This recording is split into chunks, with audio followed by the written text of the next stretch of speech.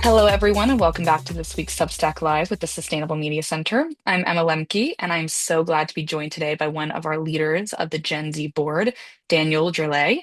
Like many of our Gen Z members, Daniel balances exciting new business ventures with a packed course schedule. So he is currently attending college in Austria, but when he is not in class, Daniel enjoys his role as president of the Global Young Entrepreneur Society. So thank you so much, Daniel, for jumping in and being with us today. Thank you so much for having me, Emma. Looking forward to it. Absolutely. So, for today's discussion, I kind of want to take us back in time a little bit to a Chile conference in Munich. This conference, otherwise known as DLD 26 or the Digital Life Design, was a 3-day adventure known for intellectual restlessness and creative trailblazers.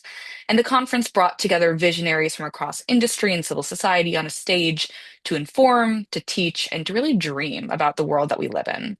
And I was a part of Daniel's Global Young Entrepreneur Society's delegation alongside three other spectacular members that you won't be hearing from today, but we'll link in the show notes. So, to get us started, Daniel, though, I want to start off for those listening who've heard us refer to GYES, your organization, the delegation, and the DLD conference.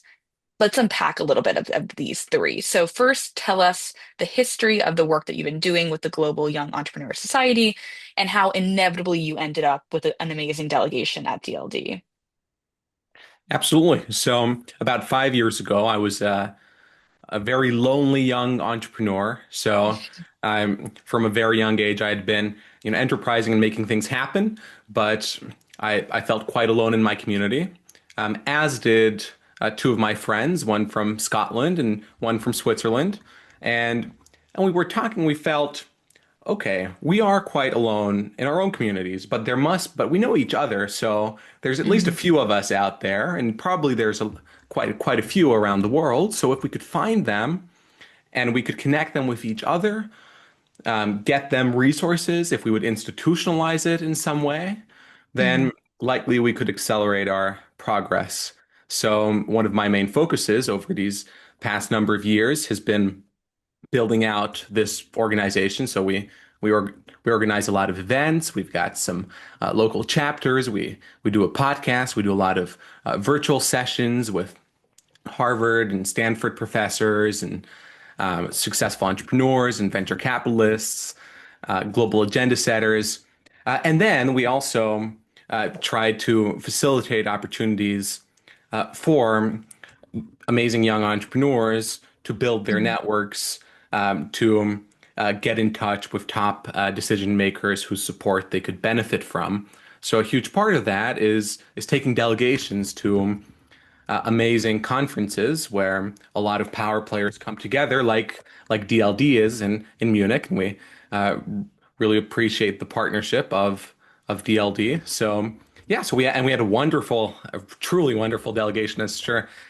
Emma, you can attest to that mhm. in Munich this time around, and I think we all learned a lot, and I think we go to these events because we hear about, the famous speakers speaking there. Like Mhm, first thing in the morning, it was like the CTO of Amazon. There are mhm, lots of, heavy hitters there, but I think the true benefit was connecting with each other, spending time together, and learning from each other's mistakes. And I mean, for mhm, example, like one of our dinners, basically, one member of the delegation we knew was going to go on television and hadn't been on television all that much. But then two of you who had a lot of experience, going on national television, BBC, CNN, and whatnot, you guys gave an awesome kind of micro media training, like right there and then and there. So like that's what it's all about, right? absolutely. And how did you assemble this group of individuals? Because you have access to these like great networks. To your point, it takes a lot of forethought to really think through who's going to fit with it with one another in groups. What was that process like for you? Absolutely. Well, and with these delegations, we're going to spend, when we go there, we're all representing the organization.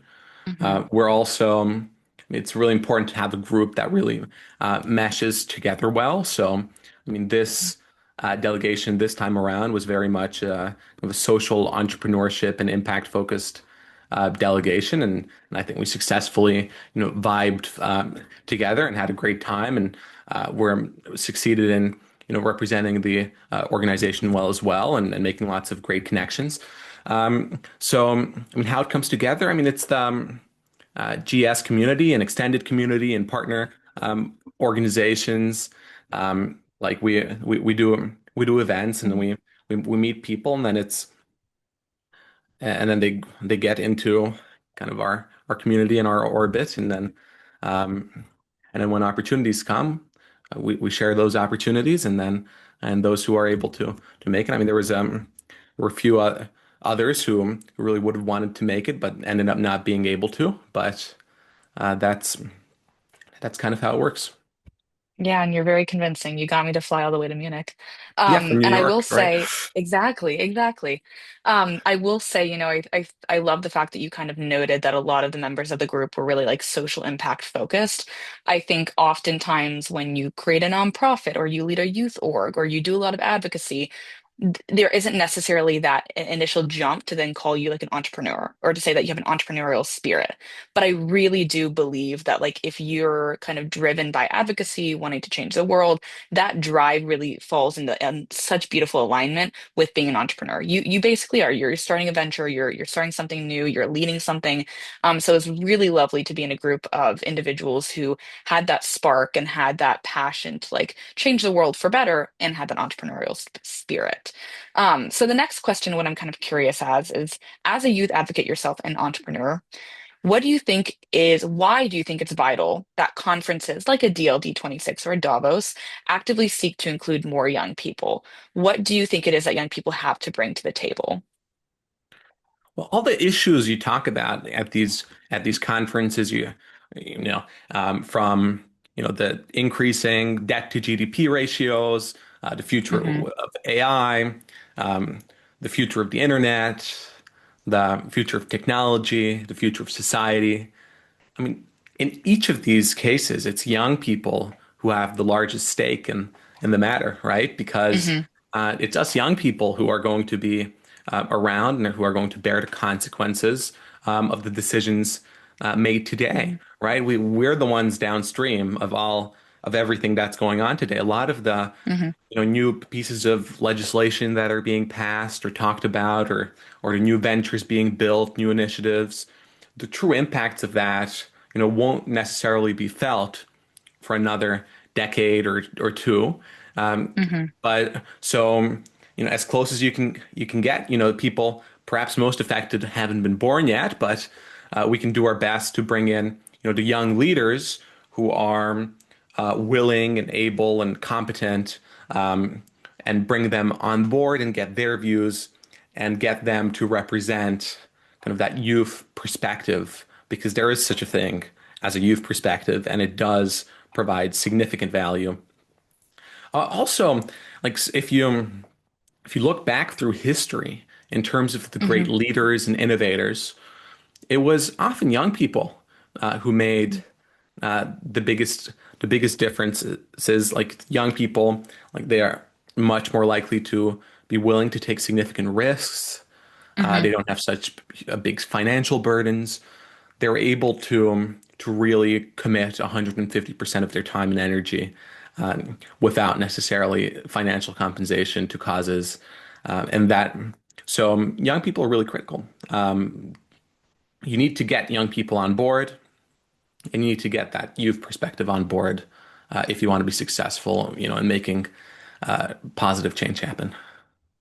Exactly. And I love how you frame that. Like we are downstream of the effects that are being made today. And I think that that oftentimes is confined to a legislative realm where people say like, well, you need to give individual spots at the table to be able to engage in productive, meaningful, creating bills and then passing important legislation. But I think I like how you expanded it beyond. Like this is a much larger conversation about just like general productive change in society and like having young people be at the table is super, super important. Hearing their voices. Because again, we are the ones that are inheriting this world. And while there are some wonderful Gen Z leaders out there who are really shaking things up already, like we oftentimes we need kind of like generational allies to get us in the room. So very thankful to DLD for being that kind of generational ally, being able to get the delegation in Munich. But again, saying this to other conferences and other boards and other groups, like that youth involvement needs to be kind of a non-negotiable, not just a token young person in the room. So now that listeners kind of have this deeper understanding of you and your work and why youth engagement kind of matters in general, talk us through just your general impressions of the conference. I'm curious on like what your major takeaways were, and then we'll go into memorable moments after that. Well, a huge focus of the conference was the situation of Europe. Hmm. What is Europe's role in the world? What should Europe's role in the world be? Is Europe relevant? Is it not relevant at all? Is it doomed? Is it doing great? And Yeah. so I mean, largely, I think the takeaway was that Europe does suffer from very serious challenges. Startups, young entrepreneurs are facing very significant challenges. Many of them choose to move abroad, to move overseas, and thus Europe is losing, its talent, and and that is quite a tragedy. Hmm. Also. I mean, just the fact that there's huge regulatory burdens in Europe means that innovation that could be happening here, amazing new ventures that could be potentially be built here, Hmm. just don't happen or don't succeed as they could. Um, Hmm. but but there are like kind of bubbles of success and hope in Europe. So, for example, Munich was very much highlighted because that's where the conference was. But they Hmm. said so. For example, I think something that was quite amplified, at least a takeaway for me, was the impact that individual organizations can have. Hmm. So, for example, the startup incubator at the Technical University of Munich. They said it gets its startups participating in its programs get about a third of all German venture capital Hmm. funding. Hmm. That's a crazy statistic. So I Hmm. do think individual organizations make a huge difference. Like that one in Munich probably it makes a measurable difference to like the GDP of perhaps like the whole of Germany. So Hmm. and then there was also impacts of AI was a huge discussion. Hmm. So is AI just a tool, or is AI going to take over the world? There wasn't. So you just led me in perfectly. Thank you so much, Daniel. And to my next question, which is about AI, because one of my largest takeaways was this overwhelming kind of dialogue surrounding artificial intelligence and the way we're moving forward with it. Because you would have industry folks from like Anthropic and these other organizations that were like very techno optimistic. They're like, we're innovating, we're going in the right direction. Like, yes, there will be general job displacement, but we really believe in the capabilities that AI is going to unlock. We had these great techno optimists, and then directly following, I remember that panel, we have huge techno pessimists, people who are like, extinction is on the table, we're not doing well, I'm scared. So I'm kind of curious, like as a young person like myself who's inheriting this world, who is again trying to get in these important rooms when decisions are being made specifically as it relates to artificial intelligence and technology and how it impacts young people in general. How are you thinking about this right now? How are you feeling on the spectrum of like techno optimist to techno pessimist? Where do you kind of fall? Talk me through just your general takes after the conference on AI. Yeah, I mean, I largely took generally people who were talking about AI and the future of AI and impact on society. Either they were working for one of the AI or tech Hmm. companies or like large consulting firms who work with them, Hmm. right? So they're making money off of the proliferation of AI. And then on the other hand, there were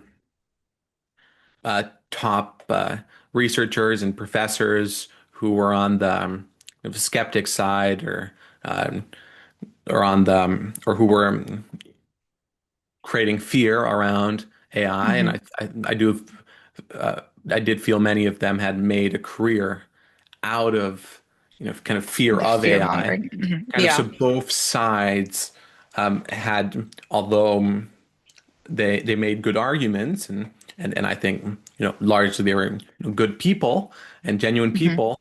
I do think each of them were influenced by kind of other incentives. Hmm. I think that's a really great way of putting it, especially like the word I wrote down is like sensationalism. Like we live in this era, specifically, like if you think about social media, is like you're going to be fed the most sensational content because that's what bubbles to the top, because that's what gets the most views and that maximizes your attention, et cetera, et cetera. So I think we've gotten to a point and where we have this human affinity for sensational content. So what we're kind of being fed are these extreme viewpoints. Like we're either all going to die and go extinct or everything is going to be perfect and we're going to innovate into the new future and everything's going to be just fine. Don't worry.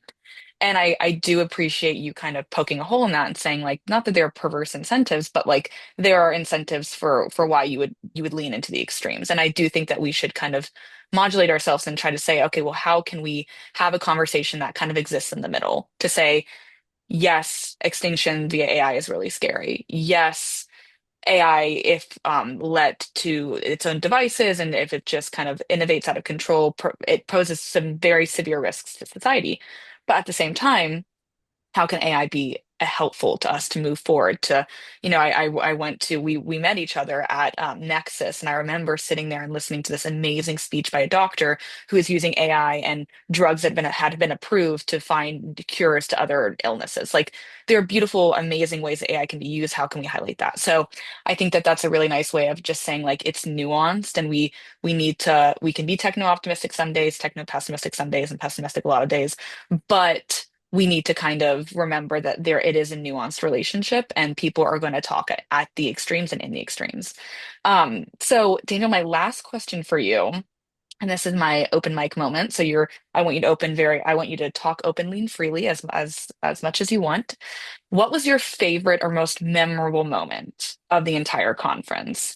Of those 3 days, what are the sweet memories or memory that you're going to take with you that you really think what made it worth it to go to Munich? Absolutely. I think it was. I think the key highlights was definitely the moments with the delegation, right? Hmm. The dinners we had together, kind of devising plans on the sidelines of the conference on how we were going to make Hmm. the most of it, and who are those key people that we really felt getting to know could be helpful towards the various missions we're working on. So Hmm. so I think just kind of that teamwork and spending time together with these sorts of like-minded people within the delegation. That was definitely the highlight. Another thing that relates to somewhat to your previous question is um, I've been taking away from DLD and the concerns about AI and going to like Stuart Russell's breakfast about who's trying to work on AI safety Hmm. is I've got an idea about we could my idea is to bring together top decision makers Hmm. from all over the world, from the AI companies, AI skeptics, people from government, from academia, and to put together a simulation Hmm. showcasing the ways AI could possibly go wrong based on the top research in this field in AI safety, and then discussing it and getting a chance to rehearse, to practice this kind of crisis, how they would handle these sorts of crises situations. Hmm. Like this, very much to the model of prior to COVID, there was something called Event 201, which was a pandemic preparedness exercise where a lot of the Hmm. top health leaders got together and got a chance to practice for a pandemic, which ended up happening, a few months later. And so, if we could bring together top leaders and give them a chance to practice for AI going wrong and getting them to think about Hmm. the potential issues and the severity of potential crises that could happen, if AI were to go wrong, from mass job displacement to AI, going rogue, or AI manipulating people, AI interfering in elections, any number of these top cases. And if we can get together top decision makers, get them to think about it, and get them to take preventative action to prevent, those sorts of harms. So if anyone in the audience, if this idea resonates, or if this is something that you've got ideas on, or people that you close to you who are very much engaged in this field, I'd love to be connected with them. Yeah. So Absolutely. And we will make sure that that happens because I don't know if you watch the show Parks and Rec, but it's one of my favorite shows of all time. And they have a whole episode that's like mocking, but it's prepared your prepared readiness. Like they do simulations, and to your point, like we've done this in other fields and areas. We're actually facing very realistic and incredible threats from AI.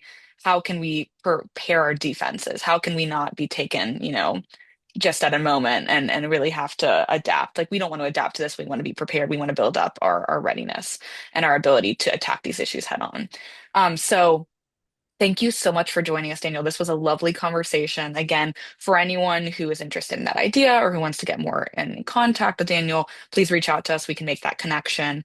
But as always, we're super excited to be in conversation with you next week with our next audience and guest member. And thank you so much for joining us today.